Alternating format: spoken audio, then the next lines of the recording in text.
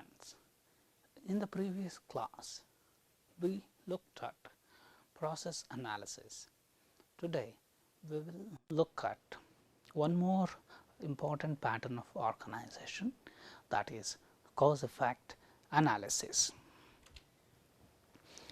So, a cause-effect relationship, it means there are two entities and one makes the second thing happen or occur.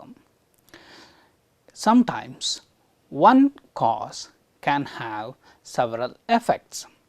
For example, global warming may lead to increased sea levels, melting of polar ice caps, weird weather patterns, decreased agriculture output, among other things. Sometimes several causes may be behind a single effect. Say, for example, if you look at World War I, it was a result of multiple causes: defense alliances, imperialism, militarism, nationalism, among many other things. So, one condition or event brings the other one. So, technically the one which brings about events, the cause, it is called the antecedent, and the one which appears as a result of something else, the effect, it is called the consequent. So, for example, studying hard would be antecedent for the consequent of getting good grades. Similarly, passive smoking would be antecedent, while lung cancer among non-smokers is the consequent. So, in order to say that there is cause-effect relationship between two entities, researchers argue that three criteria must be met. Let us look at them. The first one is the cause has to occur before the effect. So, this is called temporal precedence. Say, for example, eating healthy food, it leads to immunity increase. So, eating healthy food has to happen first. Similarly, watching violent TV shows has to happen first, and then its result, kids becoming violent, may appear. But such direct cause effect relationships are very difficult to establish. For example, so in this example, do we say watching violent TV shows make kids violent, or kids who are already violent in nature get more attracted towards such violent TV shows? So, which one causes which one? So, that we can confidently say only with enough evidence. Second one, so whenever the cause happens, the effect must also occur. It means when the cause is not there, the effect also must not happen. For example, whenever you take paracetamol, your fever reduces. So, if you do not take paracetamol, the fever does not reduce. So, this is the relationship.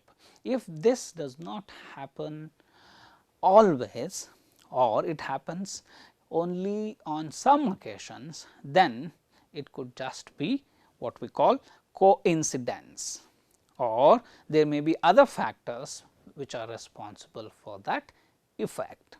So, this is the second criterion. Moving on, the third one is no other extraneous factors can explain the relationship between the cause and the effect.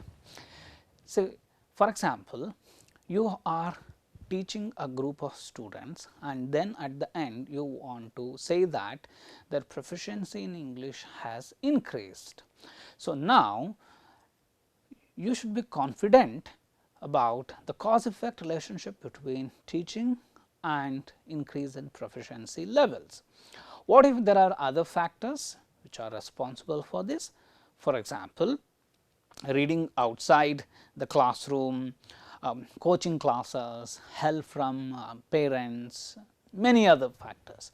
So, keeping in mind those extraneous factors, we should try to establish the cause effect relationship. Now, moving on to types of causal reasoning.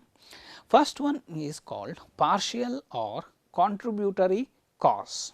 So, the factor which brings about a particular effect may just be one of the causes, not the one and only cause. For example, if you look at investigative reports about air crash incidents, pilot error is one of the causes. So, combined with other things such as bad weather, mechanical problems, pilot error can lead to air crash. Second one, necessary cause. So, necessary cause means a condition that must be present in order for the effect to occur. For example, an MBBS degree or other degree in medicines is a necessary prerequisite to open a clinic. So, this is a necessary cause. Without this, the effect cannot occur. Then, sufficient cause, a condition capable of bringing about the effect in and of itself. So, there is one say cause and that alone is sufficient to bring about the effect. For example, if you do not have a valid DL, it can lead to penalty or other kinds of punishment.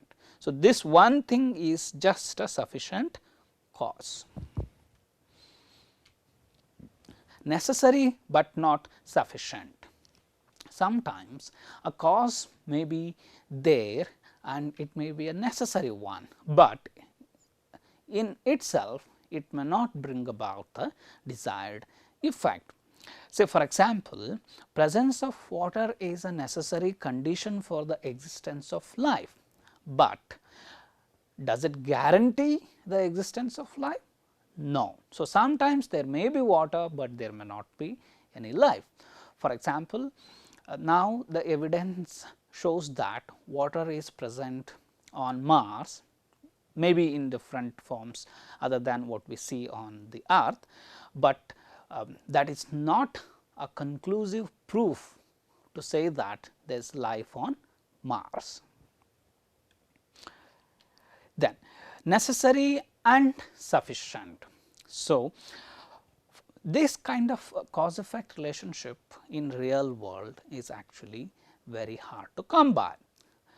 It means one cause is necessary and that alone is sufficient to bring about the desired effect. Say for example, if you look at this, this is an example from logic. So, if you argue that today is neither Saturday nor Sunday, then it necessarily means today is a weekday. So, today not being either Saturday or Sunday is both necessary and sufficient cause to say that today is a weekday. Then reciprocal causation, it means there is a very close relationship between cause effect. So, one factor causes the other, then this may be related to the first one.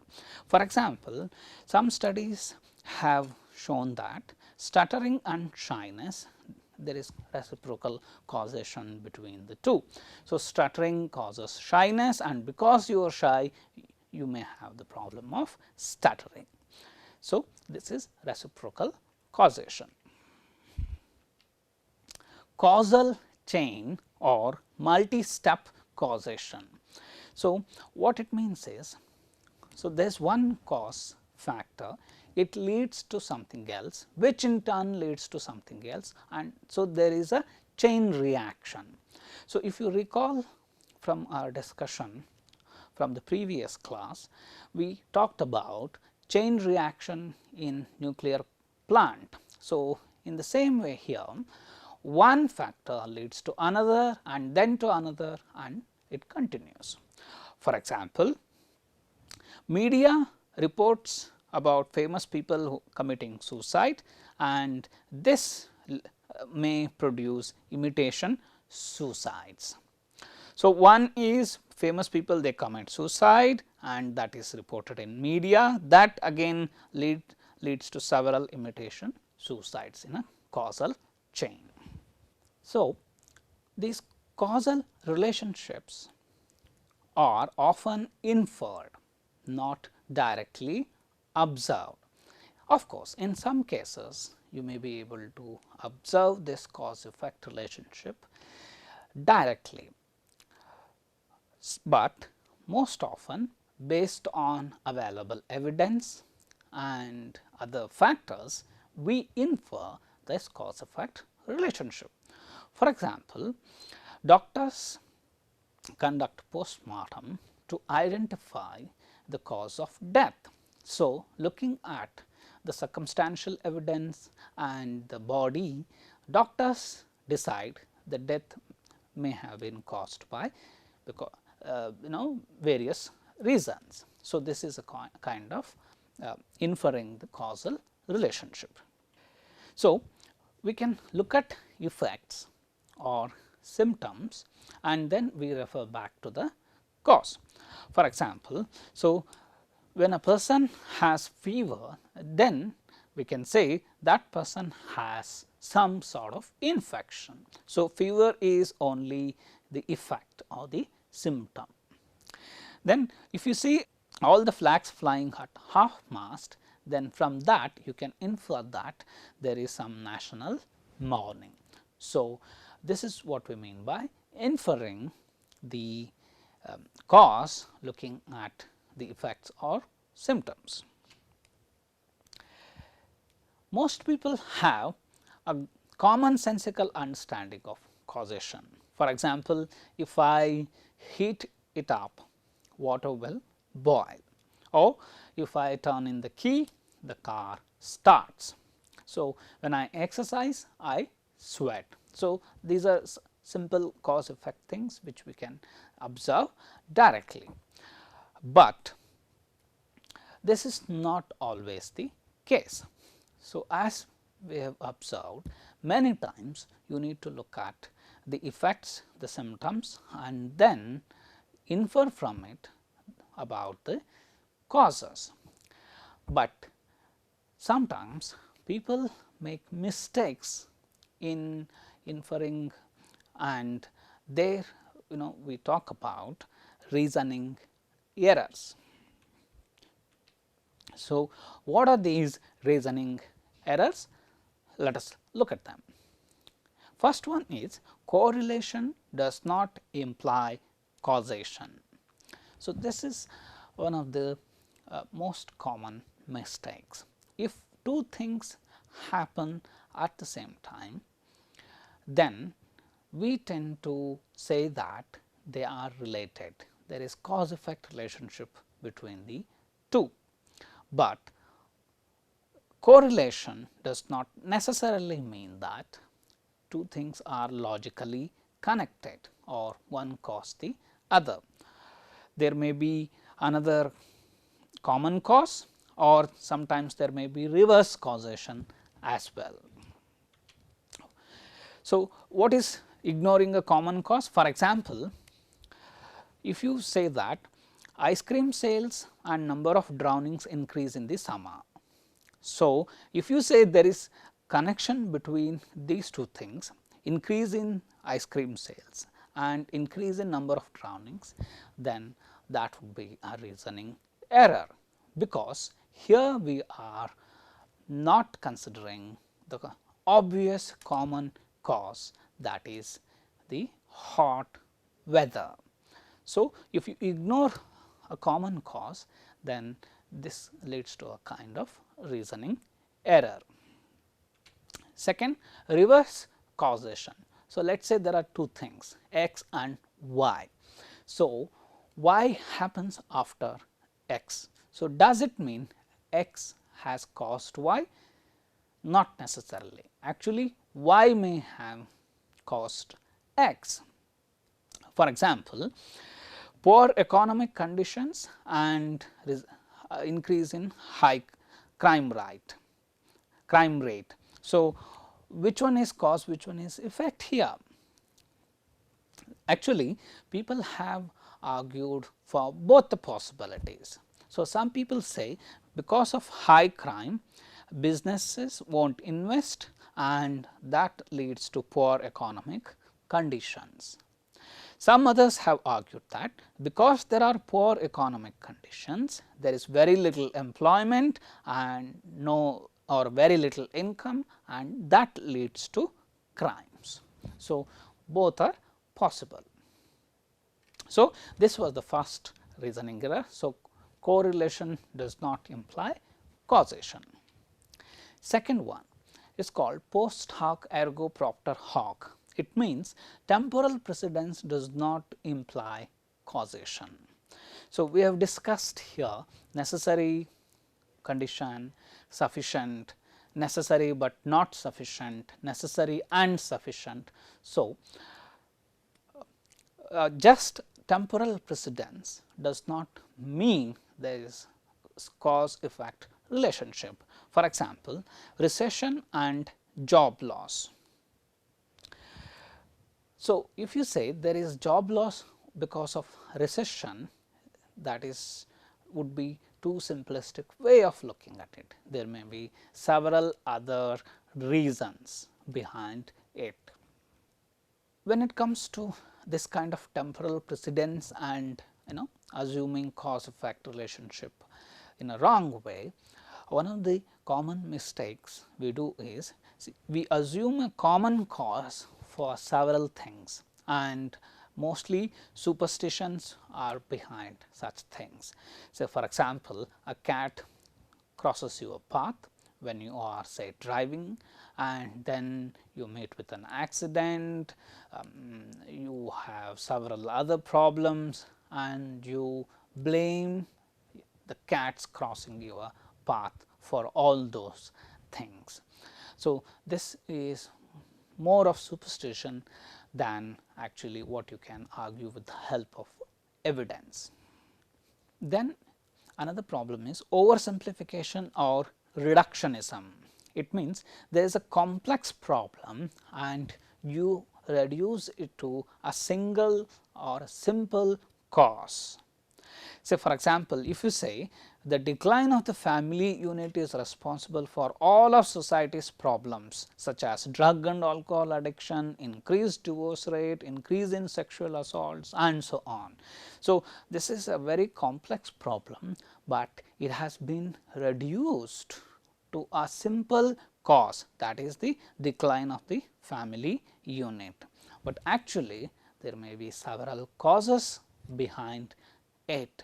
So, not considering those, it has been reduced to something very obvious, something which in commonsensical understanding to a single simple cause. This is you can often see in ads.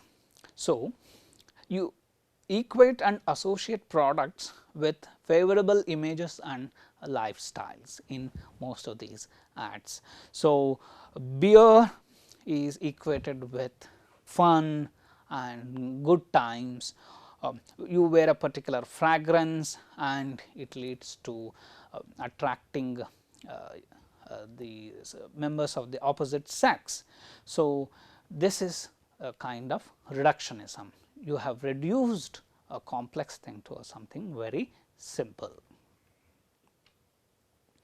So, before saying that there is cause effect relationship between two things, two events, we need to ask ourselves some clear questions, and only when we are satisfied then we should go about making that claim. So, what are these? Is the cause necessary to produce the effect? For example, is a degree from a reputed college university necessary to be successful in life? So, this is what most people say, you want to be successful in life. So, you need to first have degree from a reputed institute, but the question is it a necessary cause? Does a particular brand of cell phone enhance one's status? So, you want to increase your status among your friends in the social circle, then do you need to spend lot of money and purchase a particular brand of cell phone? Then, is the cost sufficient to produce the effect? So, for example, does being in love ensure that a couple will be happy together? So, is this sufficient, being in love, to be happy after the marriage? Are there cumulative additional causes? So, do not say that there is just one thing, one cause behind a complex effect, complex problem. For example, urban density, unemployment, poverty, all these together may lead to crime, not just low economic conditions. Are there alternative causal explanations? So, if something has happened and you think there is only one obvious thing, the question you need to ask yourself is, so are there other possible factors? So, can it be explained with the help of other factors? For example, so if you look at the cases of mass shootings, there may be several factors behind it. So, blaming it on just one particular reason, one particular, say there is no gun law in the country and therefore, it leads to people easily buying guns and then it leads to mass shootings, then that may be simplification of the whole complex issue. Are there countervailing causes? So, would other factors or circumstances prevent the effect from occurring? So, for example, a computer is getting hung often. So, what could be the reasons? Is it because of a virus attack? Or it could be just because of some incompatible software, or you have recently updated something and that is causing the problem. So, obviously, we think there is some virus attack, but we also need to look at other possible factors.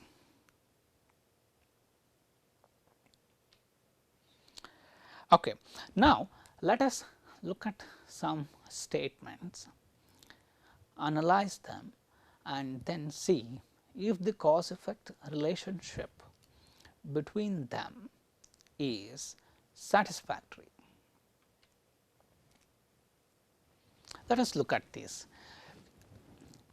An irritating commercial aired during my favorite television show. I got hiccups. Irritating commercials always make me get hiccups. So, the first one here, it establishes cause effect relationship between two things. So, according to this, cause is irritating commercials and the effect is hiccups. But can we explain this cause effect relationship? It is very difficult. Probably you got hiccups because of something else.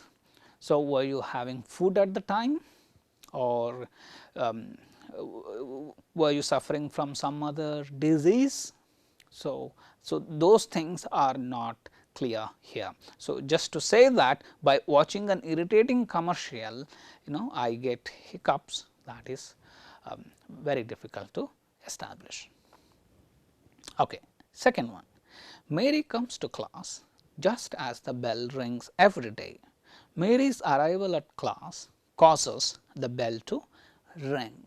So, this is a typical problem of correlation means causation kind of analysis. So, Mary is coming to class and bell ringing, these two things happen at the same time, but then does it mean there is cause effect relationship between them?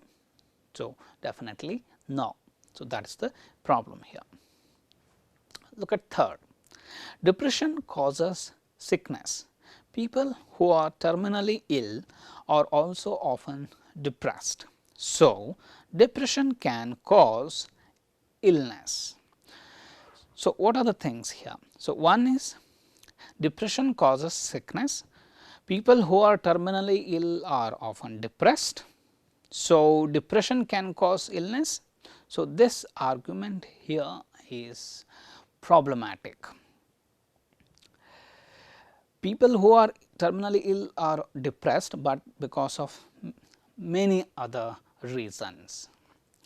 So, drawing on that, it argues depression can cause illness, whereas here illness has caused the depression.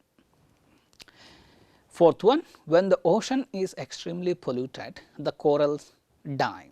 So, the cause effect relationship here is polluted ocean and corals dying.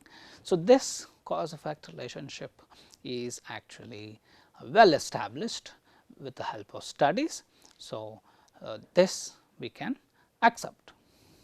Fifth one, many people who drink coffee are also thin.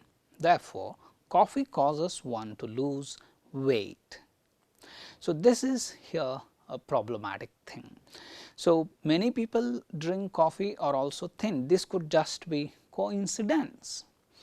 So, this does not establish cause effect relationship between drinking coffee and losing weight. So, people who drink coffee are thin maybe because of several other things, several other factors. So, that is not considered here. Sixth one, some people believe dinosaurs went extinct because a large meteor hit the earth. So, we know here that there is some evidence about meteor attack and dinosaurs going extinct. So, this cause effect we can accept, there is evidence for this. Look at 7.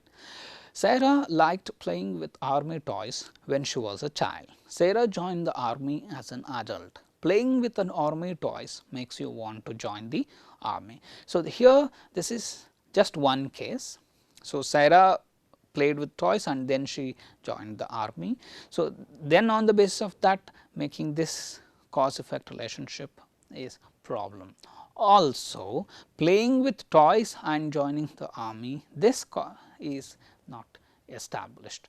This could be just coincidence, or she joined army maybe because of several other factors. So, those factors are not mentioned here, not discussed, and therefore, so this cause effect relationship is actually problematic. Now, we will look at a cause effect text. This is called Why We Stay, a deeper look at domestic abuse, written by Ali Owens. Let us read it in detail. The choice is clear. The man is a terrible person, and obviously we will now look at a cause effect text. This is called Why We Stay, a deeper look at domestic abuse. It is written by Ali Owens. Let us look at it in detail. The choice is clear. The man is a terrible person, and obviously the woman should leave. If she stays, we believe she is partly responsible for the physical and emotional damage inflicted upon her, because she could have prevented it by getting the hell out of Dodge and never looking back. In a way, we suggest tentatively, isn't she almost asking for it?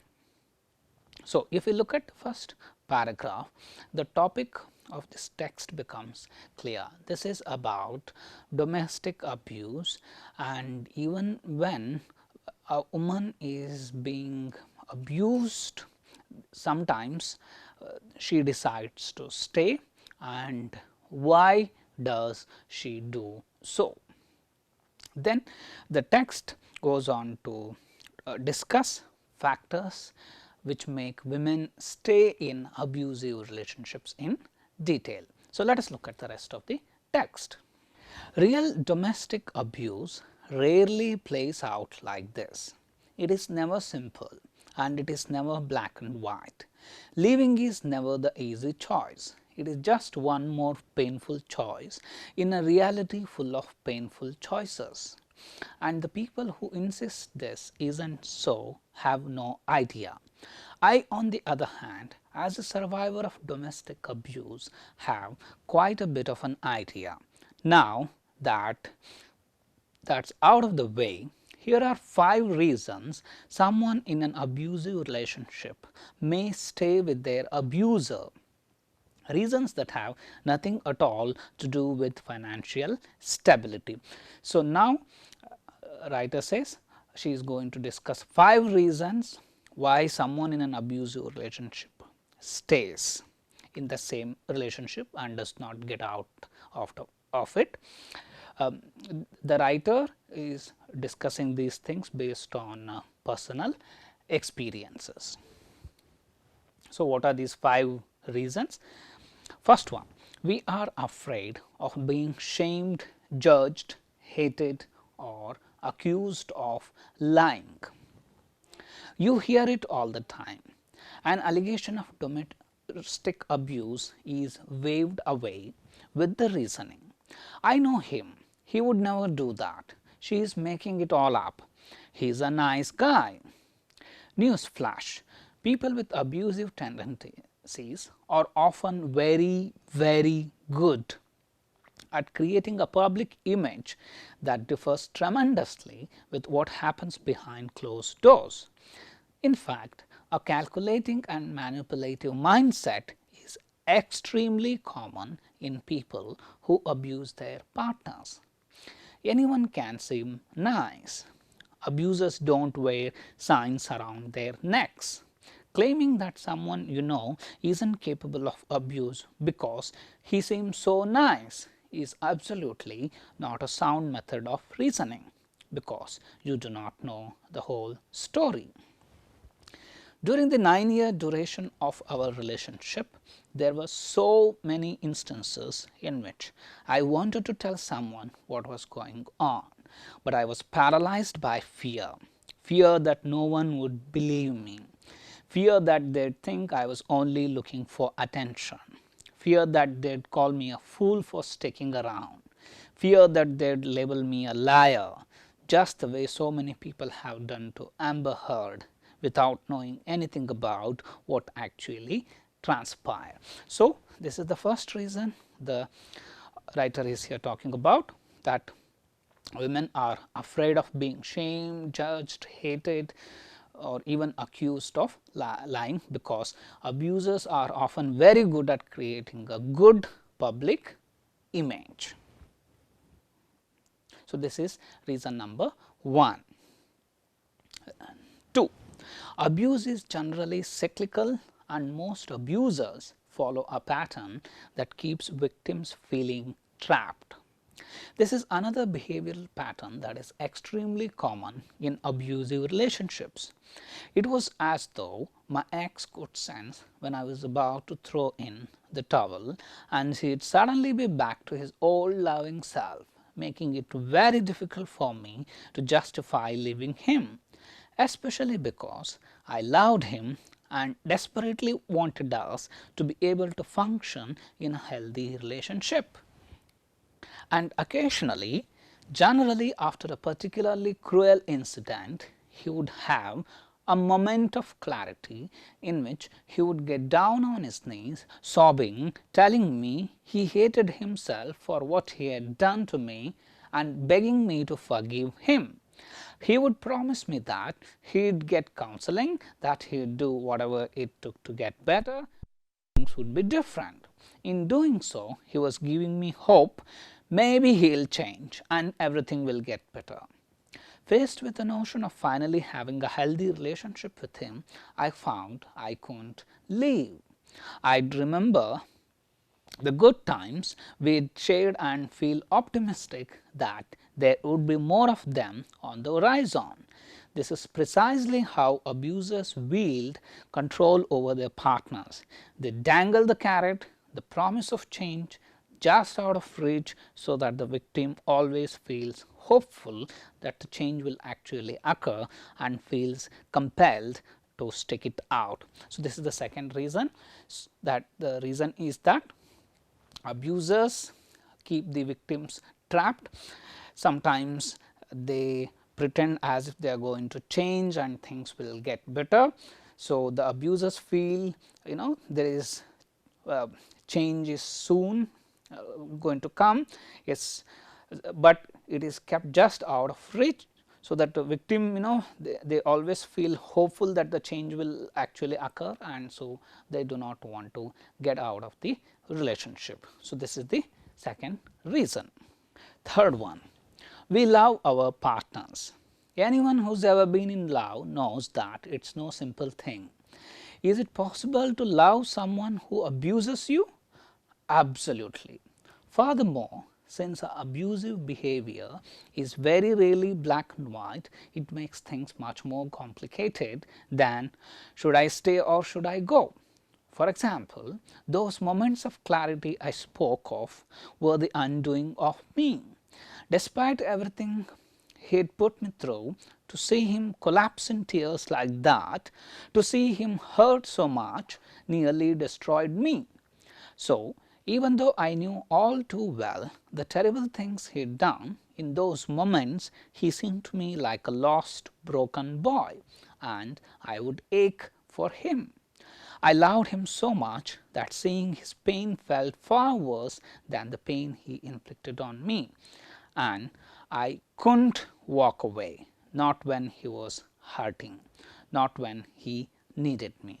So, the third reason is, the writer says, the victims most often have love for their abusers, and whenever the abusers try to pretend that they are actually guilty of what they have done, those moments can actually make victims feel bad about the possible thing of leaving him. Fourth one, emotional abuse, manipulation and gaslighting have wreaked havoc on our self-esteem, and we not trust our own thoughts or feelings. My ex gave me some pretty wicked bruises in our 9 years together, but overwhelmingly the most crippling form of abuse he bestowed upon me was emotional. Gaslighting is a term describing a form of mental abuse in which the victim is manipulated into doubting their own memory, perceptions or sanity, and it is very, very dangerous and so much more prevalent than most people realize. Remember when I said that a common trait of an abusive personality type is to be calculating and manipulative? That all comes into play here in a particularly cruel way when the abuser uses these traits against his partner. It starts subtly, imperceptibly. The abuser will slowly begin to whittle away at her self-esteem, suggesting perhaps that she has emotional issues or is always overreacting. Small things, nothing you could do in all fairness call abuse yet, but the seeds have been planted. As the years go on, he will take these insecurities that he has deliberately given her and use them against her, manipulating her more and more until she is so mired in his mind games that she has no idea what to believe or even who she is. And if she ever so much as mentions the possibility of abuse, he will twist everything around until she believes she is crazy for even thinking such a thing, and that everything is actually her fault. Doubting the validity of your own thoughts and experiences is exhausting and terrifying, and it leaves you very, very vulnerable. Abusers know this. When you spend years being told that your thoughts and feelings are inherently incorrect, you don't know what to feel, and often you will wind up hating yourself instead of the person who hurts you, because you assume you must have done something to deserve it. when you have been made to believe you can't trust yourself, leaving an abusive situation becomes impossible.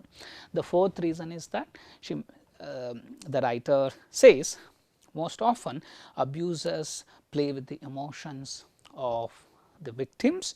They sort of create an impression that the woman herself is actually crazy even to think that abuse is happening. So, this is a kind of emotional harassment.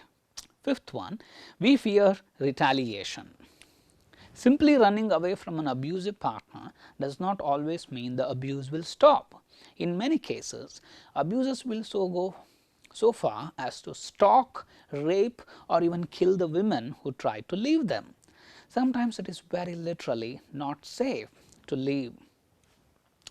Luckily for me, I was able to immediately move to a different city an hour away, which lessened my chances of encountering my ex. I did not have to constantly keep my guard up for fear I would run into him at the grocery store.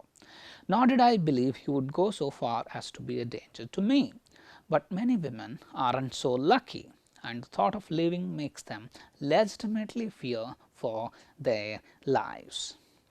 So, the fifth reason the writer mentions is actually these abusers can stalk, rape or even sometimes kill if women try to leave them, and women fear this kind of retaliation.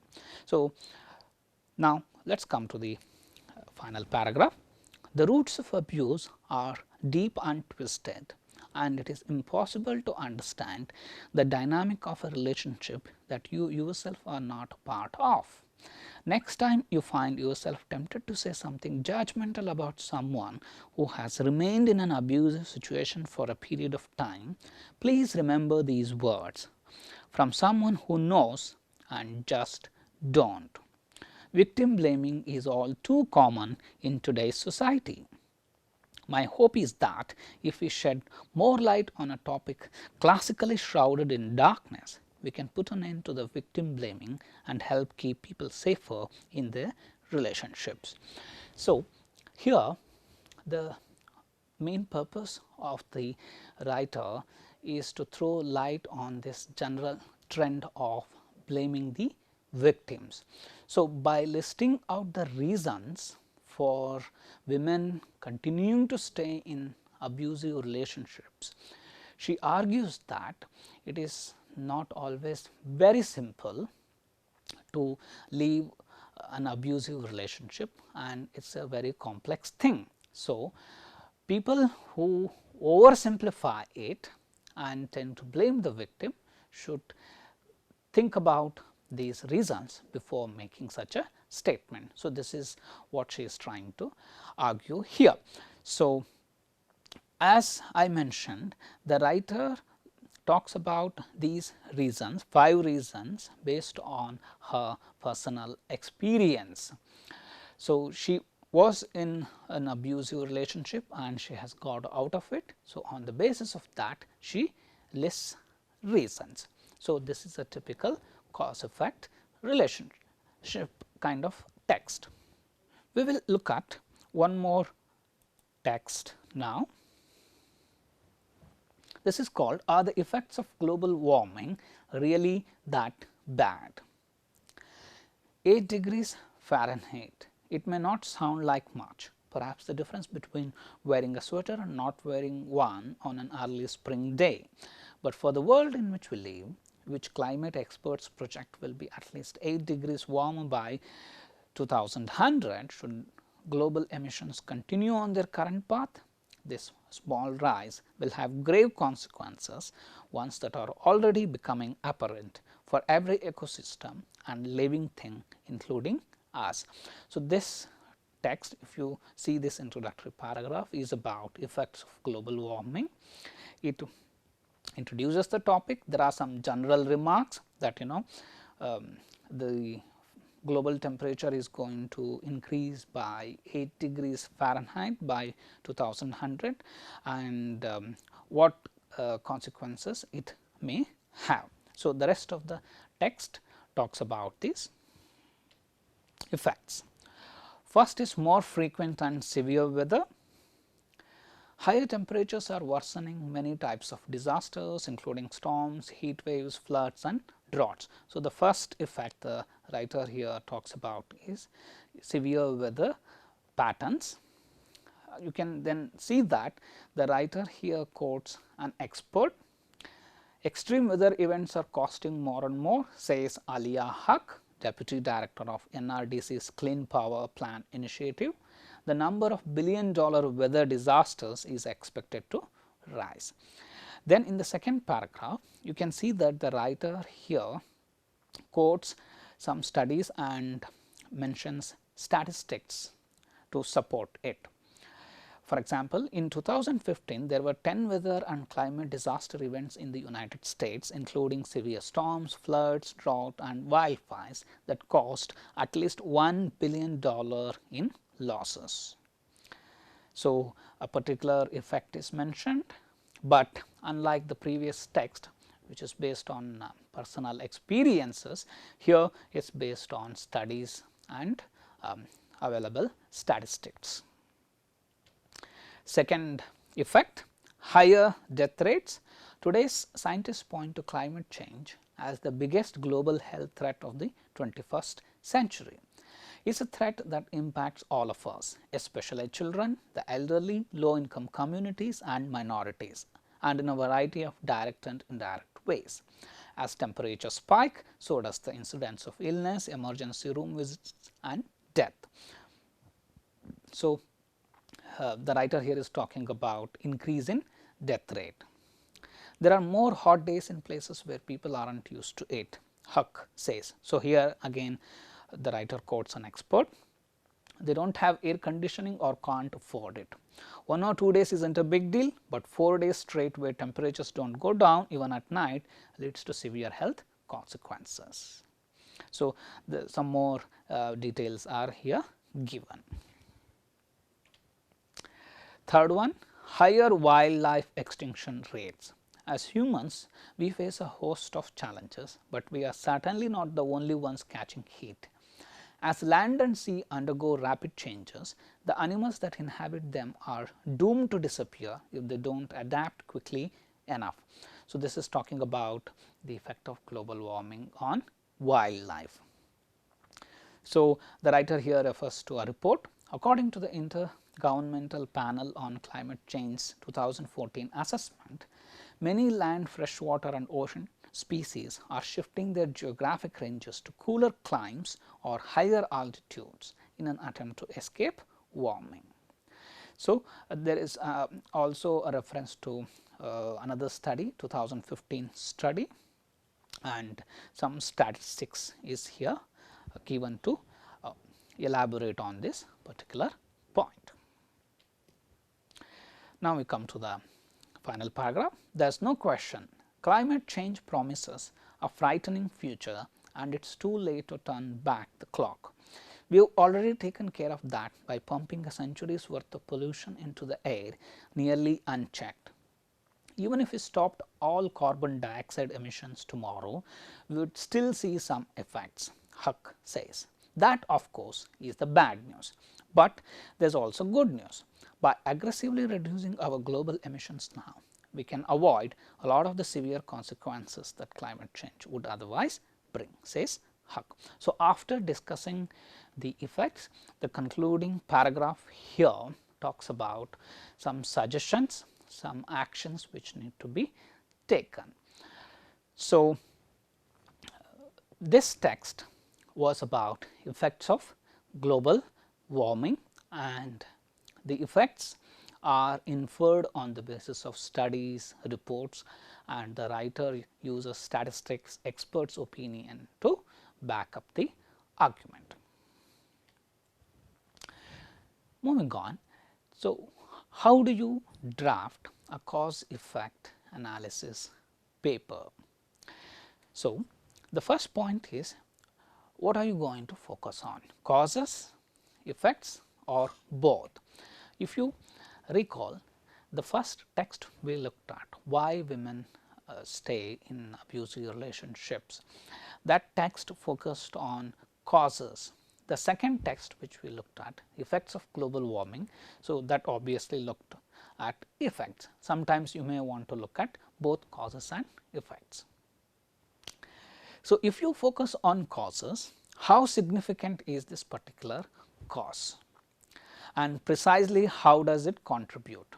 So, if you recall from our discussion about the text on women staying in abusive relationships, the writer lists 5 reasons and goes to discuss each one in detail. So, she even explains some terms used there, and using her personal experiences, she elaborates each point.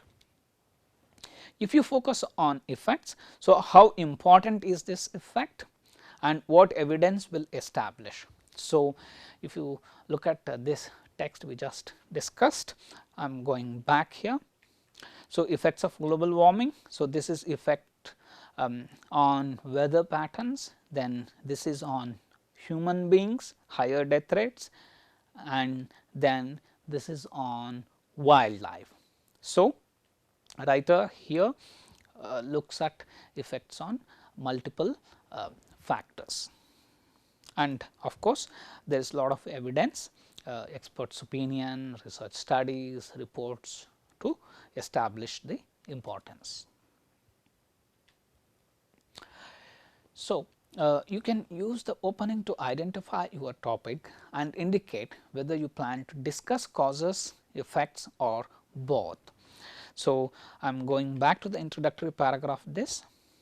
So, here the writer makes it very clear that if you look at this part, this small rise will have grave consequences. So, it is clear that the text is going to discuss the effects.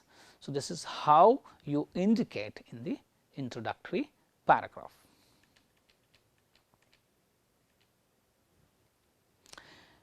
Let us look at one more example. The recent decrease in street crime rate in the city stems primarily from its expanded educational program, growing job opportunities for young people and falling rate of drug addiction. In this essay, the writer is focusing on causes. The result is given, the result is decrease in street crime rate. Now, the author is going to delve into causes, and what are those causes? They are listed here, and so you expect the writer to take up each one of these in detail in the rest of the text. So, depending on the topic, there may be 3 main kinds of organization. So, one is multiple causes, single effect. For example, the thesis statement is something like this: air pollution is caused by the following factors: exhaust gases from cars, uncontrolled factory releases and burning of firewood for cooking and heating. So, the effect is given here, that is single effect, air pollution. There are multiple causes 1, 2 and 3. So, these then get expanded into 3, at least 3 separate paragraphs. So, point number 1, exhaust gases from cars, no regulatory measures to check it, or sometimes even when they are very weak, there is no enforcement agency. Citizens are not conscientious, so they do not bother. Second is uncontrolled factory releases, no regular checks, outdated technology or equipment. Third one, burning of firewood for cooking or heating, poverty, poor socio-economic conditions and alternate energy resources may not be available. So, this is one pattern. Second is single cause, multiple effects. Let us look at this example. Watching too much TV is one of the major sociological issues of this century, which has many effects on the physiology and psychology of people. So, there is single cause, that is watching too much TV. Effects are here multiple, physiological and psychological. So, they are then expanded in the subsequent paragraphs. Third one, causal chain, it is also called domino effect. Let us look at this example. Chlorofluorocarbon CFC gas may potentially bring the end of world. So, this looks like a huge statement to make. Now, you have to expand why you are saying so. So, you have to explain the causes, effects, how one leads to the other. Chlorofluorocarbon gases are contained in most deodorants and released by some factories into the air. So, this is the first stage. This gas causes the ozone layer to become thinner and finally disappear. So, this is the second stage. The unfiltered ultraviolet rays of the sun reach the earth and cause overheating in the poles. This is the next stage. As a result of this overheating in the poles, the polar ice melts. Because of this, the huge amount of water released from the poles leads to a rise in the sea level worldwide, and ultimately many low lying coastal areas will be submerged. So, you have explained how one thing leads to another and ultimately a dangerous consequence. So, this is the third pattern where you use causal chain. Briefly looking at language aspect, you need linkers to establish cause effect relationships. So, use appropriate transitions. For example, in order to talk about causes, you can use linkers like because, due to, since, and so on. For effects, you can use linkers like consequently, as a result, therefore, among other such linkers. So, you focus on immediate and direct causes. You limit yourself to causes that are close in time and related, otherwise it is difficult to establish the relationship. Strengthen your essay by using supporting evidence. Define technical terms, offer facts and stats, provide examples, so that your cause effect relationship becomes stronger. One important thing is you need to qualify your statements. This is called hedging. We will look at it in detail when we discuss language elements. For example, it appears that the cause was, it seems likely, the evidence may indicate. So, these kind of qualify your statements. Now, you can practice writing cause effect analysis on one of these topics. Reasons that relationships often fail in modern times. So, this relationship here could be between husband and wife, parents and children. So, what are the reasons? So, this asks for reasons. Effects of Bollywood on students. So, this essay focuses on effects. So, these could be positive, again positive in what sense, negative in what sense, you can focus on them. Reasons for popularity of social media among youth. So, social media like Facebook, Instagram, Twitter, why are these popular? So, you need to focus on reasons. So, summing up, today we looked at cause effect relationship, and we also saw that we need to have strong evidence to establish a relationship between two events, two variables. Otherwise, we commit a reasoning error and the argument becomes weak. Thank you.